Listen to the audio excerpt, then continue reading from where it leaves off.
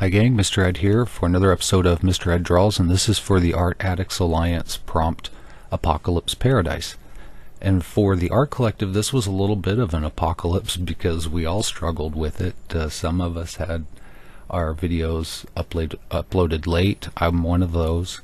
I struggled with just ideas for this that I thought were clever. You know, most of what I went to were just the go-to ideas. If we were playing Family Feud and the survey says the top 5 answers, that's what my brain kept going through to, was the tops. And as an artist, I don't want to do that. I don't want to be the go-to, you just do go to it. I want to think about it and kind of find a place that people aren't familiar with and ask new questions. So I wasn't able to do that with this one, but what I was able to do was kind of chronicle my impression of what is happening around me right now.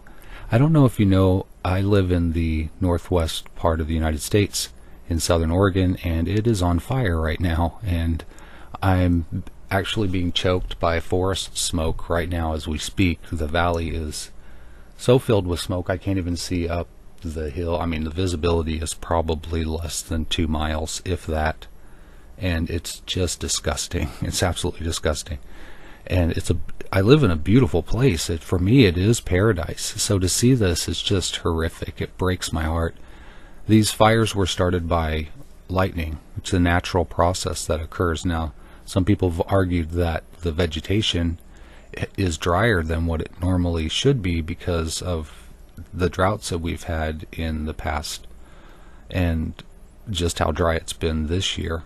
And the lightning storm that went through was kind of, it was a little extreme. So they say that under normal conditions we wouldn't have so many fires going on at once, but this is kind of normal for living in the Northwest, that there are fires and they happen, and it's a natural part of the process of renewing the forest. But that being said, it's still horrible when you live around it and it burns your house down and forces you out of your community, and it has the potential of burning down your entire community. I mean, it could be just over you have to start over.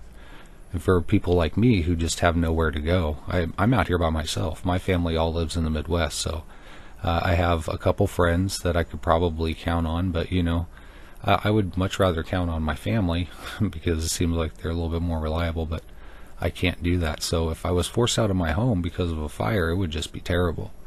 It would be horrible for me or anybody, really. But the photographs that people have been taking of the sunsets, particularly near the coast where the fire clouds, the smoke clouds are really intense, has been described as quite aptly as apocalyptic. So I wanted to do kind of an impression of that in watercolor, which I don't normally do watercolor. I do acrylic if I do anything, and it's usually impressionists or abstracts, texturals, stuff like that. It's not landscapes.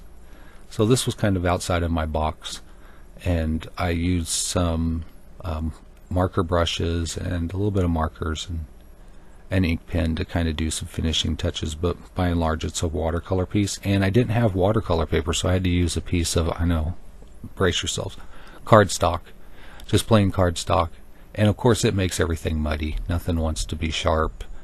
And even though I dried it with a torch, which I wanted to use a heat gun, but I thought fire would be an apt way to dry this, so I just thought I would stick with that theme and risk burning my house down drying this painting as fast as I could. And let me tell you, that torch dried it like fast, like real fast. So this is my impression of the nearby fire, which has consumed more than 100,000 acres. It will likely be a 3 or 4 month long fire, and this smoke will be something that we'll likely have to endure up until the fall rains come at the end of October. So it's a delight. The sunsets are gorgeous, and at night, it's with the street lights and that, it's really, really strange and just kind of creepy. So there are aspects about it that I can take from it and just experience it for what it is, but it is kind of, it's been hard on everyone. It's hard on the wildlife, it's hard on people that have to get out in it, so it is an apocalypse.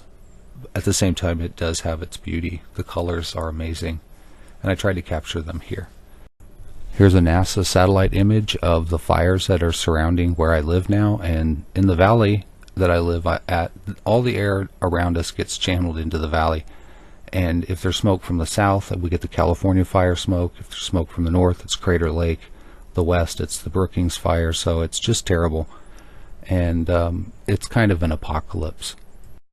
Well, thanks for watching. I hope you've enjoyed this episode. If you have, hit the like. If you want to see more, hit the bell. And I hope you've watched the other artists, members of the Art Addicts Alliance videos, because they struggled, but they came through. They have some really nice work. So check those out too. And until next time, take care.